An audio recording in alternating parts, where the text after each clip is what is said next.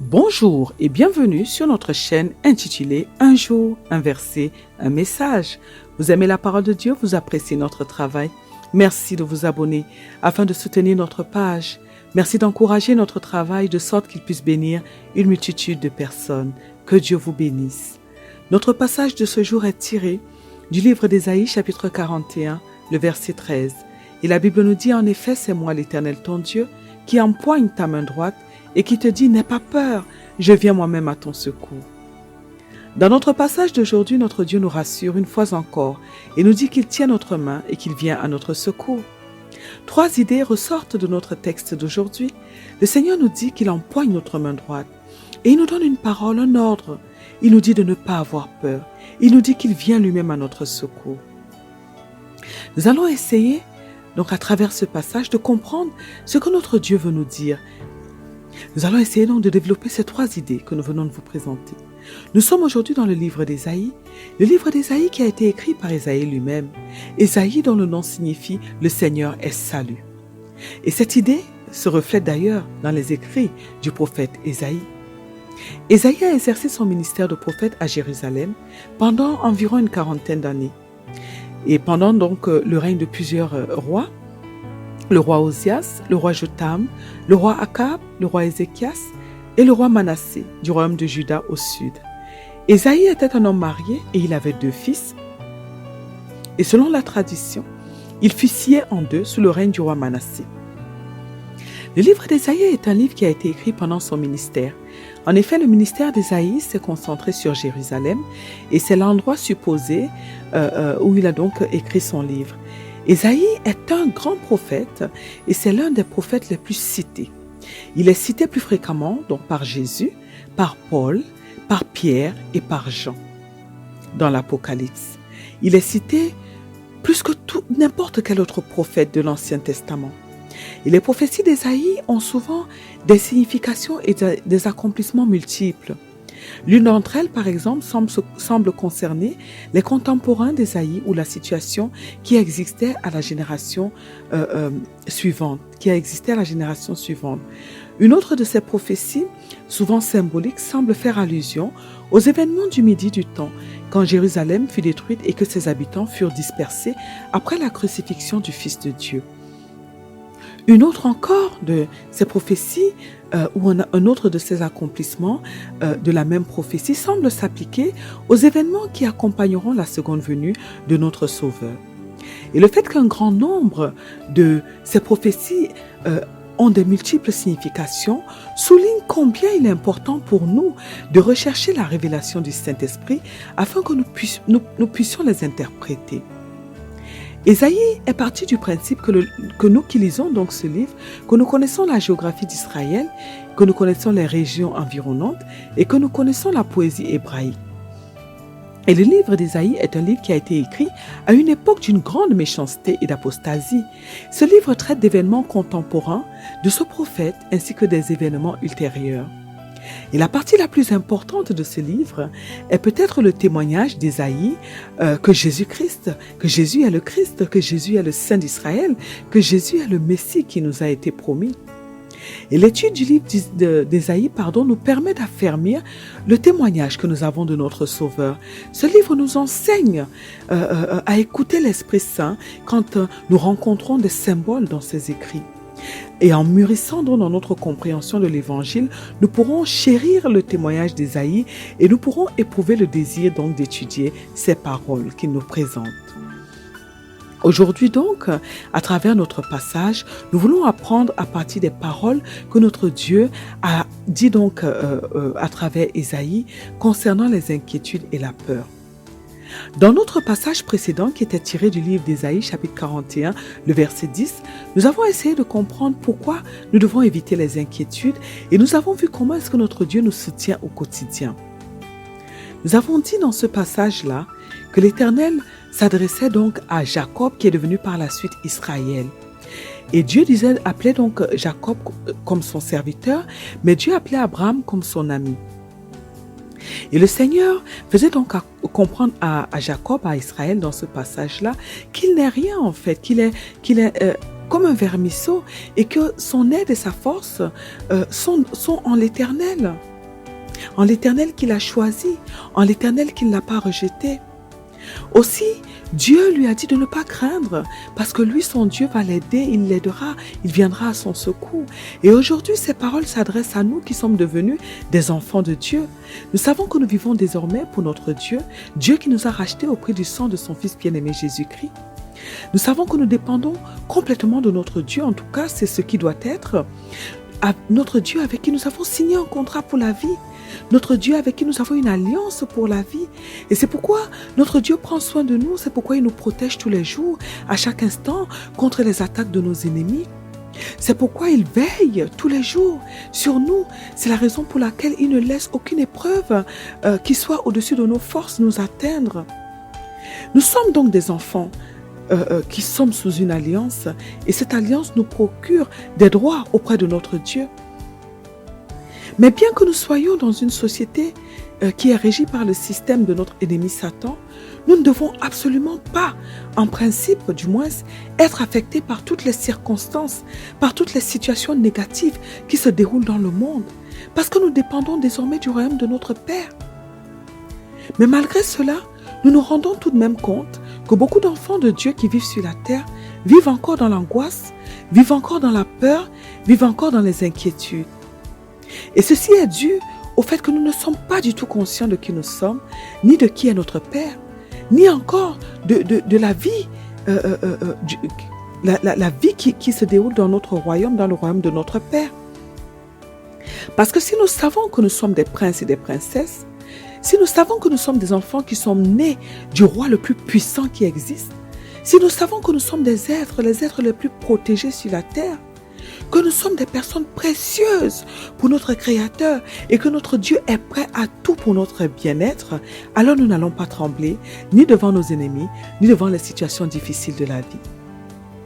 Notre Dieu nous a dit du moins à travers notre passage précédent, tiré d'Ésaïe 41, verset 10, de ne pas nous inquiéter parce que l'Éternel sait qui il est. Il sait qu'il a tout mis en œuvre pour qu'il ne puisse pas nous perdre. Il sait qu'il domine sur toutes choses et qu'il est le détenteur de la puissance ultime. Mais ce que notre Dieu veut, c'est que nous aussi nous puissions le savoir et que nous puissions lui faire une entière confiance. Le Seigneur nous dit alors de ne pas nous inquiéter de quoi que ce soit parce qu'il nous connaît. Il sait de quoi nous avons besoin. Et avant même que notre besoin ne se fasse sentir, le Seigneur a déjà prévu la solution. Avant qu'un problème ne se présente, le Seigneur a déjà tout préparé en avance pour nous. N'est-ce pas merveilleux? Oui, c'est pourquoi notre Dieu est toujours en avance. Il sait tout ce qui va arriver et il prépare déjà tout pour notre avantage. Mais alors, mes bien-aimés dans le Seigneur Jésus-Christ, pourquoi est-ce que nous tombons dans les inquiétudes? Nous tombons dans les inquiétudes parce que nous ne connaissons pas qui est notre Dieu. Du moins, nous n'avons pas la révélation de qui il est véritablement. Et nous n'avons pas cette révélation parce que nous ne méditons pas assez la parole de Dieu ou nous la méditons mal. Que veut dire méditer la parole de Dieu? Méditer la parole de Dieu est différent de la lire ou de l'écouter. La parole de Dieu doit nous permettre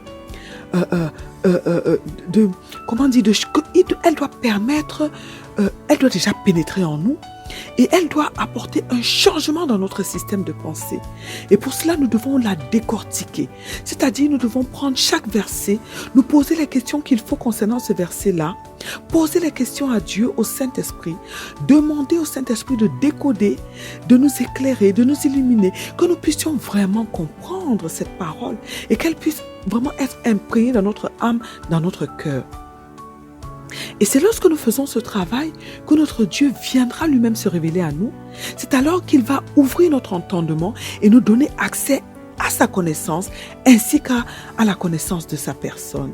Mais nous devons avoir accès au bon discernement de la parole de Dieu. Et parfois, certaines nourritures spirituelles que nous mangeons nous empêchent de voir Dieu tel qu'il est.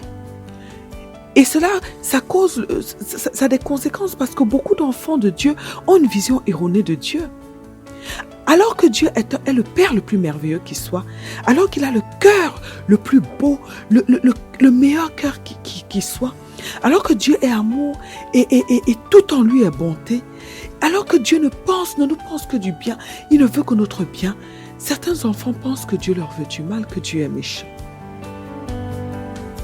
Mais lorsque nous nous égarons, lorsque nous quittons le chemin du Seigneur ou lorsque nous avons tendance à nous perdre, Dieu fait tout ce qui est en son possible pour nous ramener sur le droit chemin parce qu'il ne veut absolument pas nous perdre. Et notre Dieu a tracé un chemin merveilleux pour chacun de nous, une belle destinée pour chacun de ses enfants, pour notre épanouissement. Mais malgré cela, nous devons comprendre qu'il n'a jamais dit que ce sera facile. Il nous demande juste de lui obéir et nous verrons combien nous serons heureux. Alors pour éviter les inquiétudes, nous devons tout faire pour connaître véritablement notre Dieu, pour avoir la révélation de sa personne. Nous devons tout faire pour permettre à Dieu de se révéler à nous. Et si notre Dieu nous dit que nous ne devons pas avoir peur, s'il nous dit que nous ne devons pas nous inquiéter, nous devons tout faire pour croire à sa parole. Parce que notre Dieu n'est pas un homme pour mentir, ni le fils de l'homme pour se repentir. Et tout le problème est à notre niveau en fait. Parce que Dieu n'a aucune faille en lui. Toutes les failles sont de notre côté. C'est pourquoi nous devons absolument grandir dans notre foi. Et lorsque nous grandissons dans notre foi, nous sommes alors immunisés contre la peur. Parce que face à la foi ferme, la peur n'a plus de force. Face à la joie surnaturelle de Dieu, la peur et les inquiétudes disparaissent. Face à la paix surnaturelle de Dieu, la peur s'évapore. Alors Dieu nous a tout dit. Il nous a également tout donné.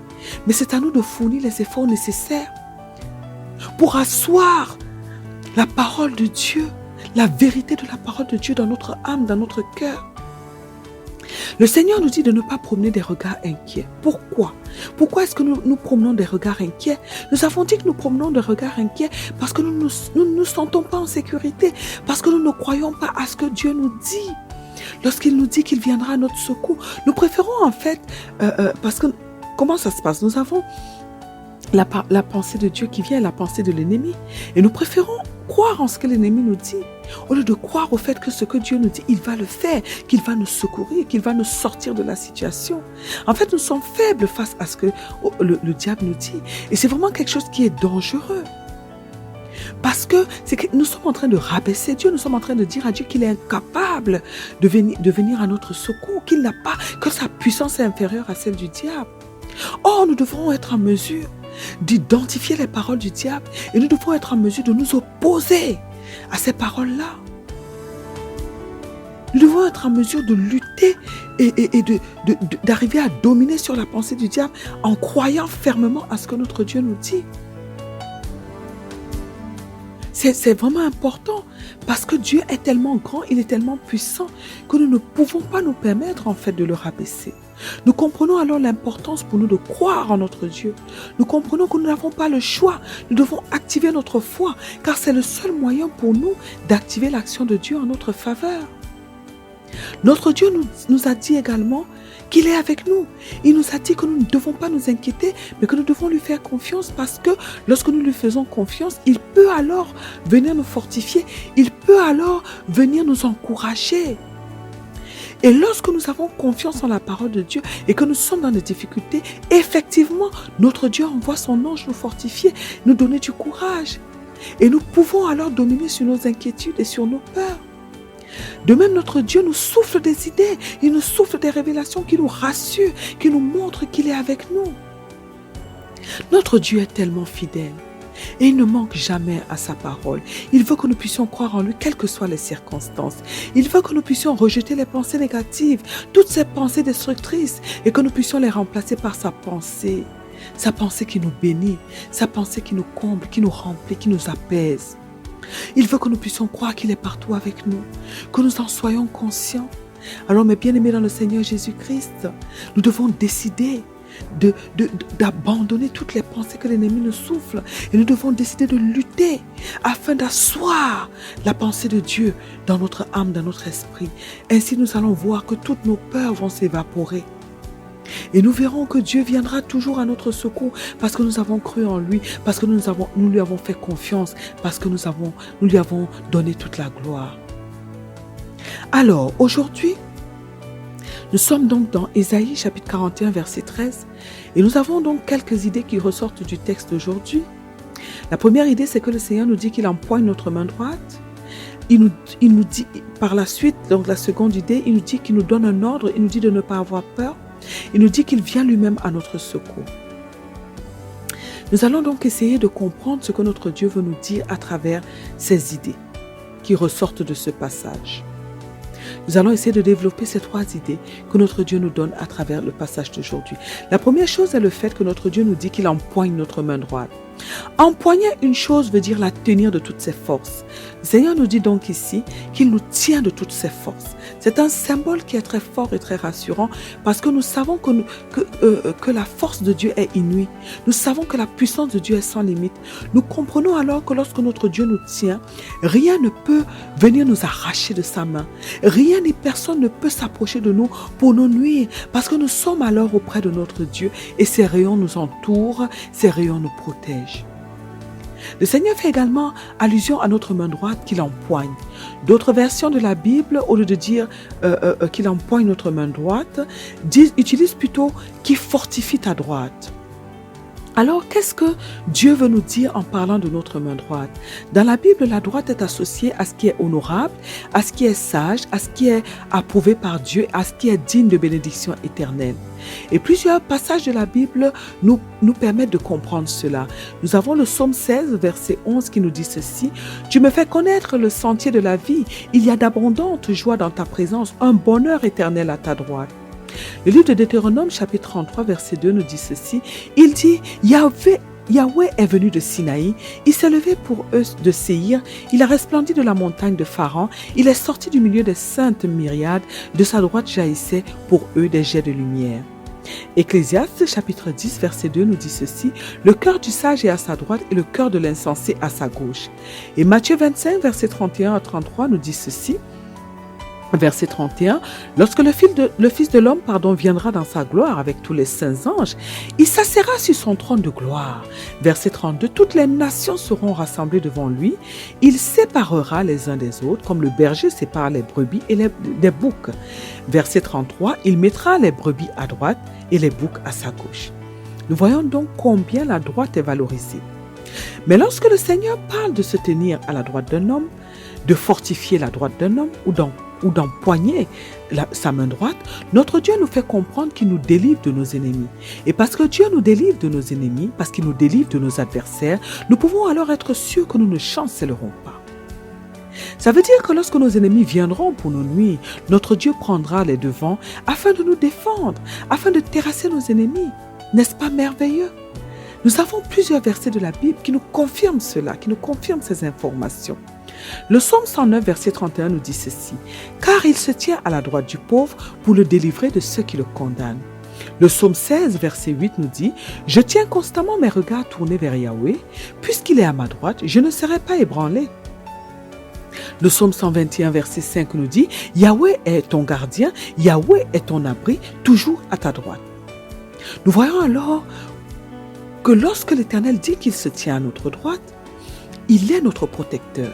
Il est celui qui vient à notre secours. Il est celui qui va faire en sorte que nous ne soyons pas du tout ébranlés. La main droite. La main droite est en général la main que la plupart des gens utilisent.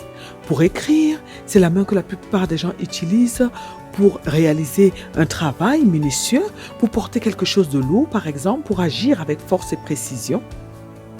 C'est généralement la main la plus habile, la main la plus adroite, la plus forte, celle qui agit efficacement. D'ailleurs, par opposition, l'adjectif gauche s'applique à ceux qui s'y prennent de travers, s'applique aux maladroits, s'applique aux malhabiles.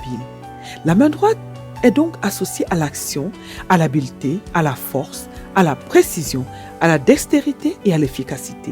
Et la main droite est la main avec laquelle on serre généralement la main à notre prochain. Et c'est aussi celle avec laquelle les hommes prêtent serment. La main droite est alors le symbole du pouvoir.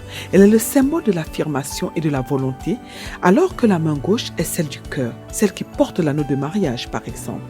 Nous comprenons alors que notre Dieu nous rassure, qu'il nous dit que lorsque notre ennemi viendra pour nous empêcher d'agir, pour nous limiter dans nos actions, pour nous détruire, pour détruire le fruit de notre travail par exemple, notre Dieu nous portera secours, il se chargera de notre ennemi. Et nous avons vu comment le Seigneur a traité les ennemis de ses serviteurs en parcourant la Bible. Et nous nous rendons donc compte que ce sont nos ennemis en fait qui finissent par tomber dans les pièges du moins qui nous ont tendus, parce que Dieu est avec nous, parce que Dieu vient à notre secours. Et vraiment c'est merveilleux parce que nous pouvons alors être tranquilles, nous pouvons alors être sereins, parce que nous avons une promesse de la part de Dieu, nous avons une promesse de l'être qui est le plus fidèle. C'est merveilleux. Tout est fait donc pour que nous puissions vivre une vie paisible. La deuxième idée que nous allons voir, c'est lorsque notre Dieu nous ordonne de ne pas avoir peur. Nous avons vu que notre Dieu nous tient à la main droite, nous avons vu qu'il s'occupe d'anéantir nos ennemis, et pour cette raison, nous avons dit que nous pouvons être rassurés. C'est la raison pour laquelle notre Dieu nous dit de ne pas du tout avoir peur. Le Seigneur nous demande d'avoir confiance en sa parole et ainsi qu'à sa puissance. Mais si nous le savons, si nous entendons ces paroles, si nous lisons ces paroles, est-ce que nous sommes convaincus? Est-ce que c'est devenu une conviction en nous, dans notre âme, dans notre cœur? C'est ce que Dieu veut pour nous. Il veut que ça devienne une conviction. Mais c'est nous qui devons graver ces informations dans notre cœur en méditant la parole de notre Dieu et en la déclarant tous les jours de notre vie. En effet, la méditation qui consiste à décortiquer la parole de Dieu, qui consiste à la sonder, nous permet de mieux comprendre la parole et nous permet aussi de graver cette parole dans nos cœurs. De même, lorsque nous déclarons la parole sur notre vie, nous sommes en train d'appeler à manifestation ce que nous sommes en train de déclarer. Et à force de déclarer cette parole, nous allons la voir, nous allons voir ce que nous sommes en train d'appeler arriver. Nous allons voir cela se manifester dans notre vie. Alors nous devons parvenir à avoir une confiance aveugle envers notre Dieu et c'est de notre responsabilité d'y parvenir. Et si nous y parvenons, nous allons alors nous rendre compte que la peur n'aura plus du tout de pouvoir sur nous. Le diable sait que nous ne sommes pas remplis d'assurance et de confiance envers notre Dieu. C'est la raison pour laquelle il nous attaque à travers la peur. Mais si nous sommes des hommes et des femmes remplis d'assurance, des hommes et des femmes qui connaissons parfaitement notre Dieu, même si on ne peut pas maîtriser Dieu, mais on peut le connaître, alors le diable sait déjà qu'il est vaincu d'avance. Et il ne cherchera pas, même s'il cherche même à venir vers nous, il y aura une protection autour de nous à cause de notre assurance. La troisième idée que nous allons voir, c'est lorsque notre Dieu nous dit qu'il vient lui-même à notre secours. De même que le Seigneur nous dit qu'il empoigne notre main droite, de même il nous rassure qu'il vient à notre secours. Le secours de Dieu peut nous parvenir de plusieurs manières. Dieu peut utiliser les hommes pour nous secourir, il peut utiliser ses anges qui sont invisibles pour nous secourir, il peut utiliser le surnaturel pour nous secourir, il peut nous souffler des idées. Dieu a de multiples manières, de multiples façons qu'il peut venir pour nous secourir. Mais ce dont nous devons être certains, c'est que lorsque notre Dieu parle, il met toujours sa parole à exécution. Et souvent, lorsque le diable nous souffle la peur, au lieu que nous commencions à imaginer, à développer vraiment, à créer nous-mêmes, en fait, tout un scénario dans notre pensée, où nous allons nous voir tomber, où nous allons nous voir vraiment dans le malheur, en fait, nous devons commencer à imaginer de quelle manière Dieu va venir à notre secours. Nous devons commencer à imaginer de quelle manière Dieu va intervenir à notre faveur. Nous devons commencer à imaginer des scénarios dans lesquels le Seigneur nous délivre de la situation que nous sommes en train de vivre. Et en imaginant ces scénarios-là, en fait, nous sommes en train de cultiver notre foi en Dieu. Et en imaginant ces scénarios positifs, nous sommes en train d'activer l'action de Dieu. Une autre chose que nous devons absolument avoir l'habitude de cultiver, c'est notre joie. La joie repousse la peur. La joie nous donne la santé. La joie attire le Saint-Esprit et les anges de Dieu. Elle permet à ce que l'énergie de Dieu nous remplisse. Et généralement, lorsque nous sommes remplis de joie, nous avons envie d'adorer, nous avons envie de louer Dieu. Et lorsque nous allons commencer à louer, à adorer Dieu, alors la présence de Dieu va se manifester. Et lorsque cette présence va nous remplir, lorsqu'elle va remplir l'espace où nous sommes, alors l'esprit de peur n'aura plus d'emprise, il n'aura plus de possibilité d'agir. N'est-ce pas merveilleux? Aujourd'hui, mes bien-aimés dans le Seigneur Jésus-Christ, notre Dieu nous a encore rassurés. Il nous a encore dit qu'il tient fermement à nous et que personne ne peut nous nuire. Il nous a ordonné de rejeter la peur, de ne pas céder ni à la peur ni à l'inquiétude. Nous avons compris que tout est dans notre main parce que c'est de notre responsabilité de renforcer notre foi.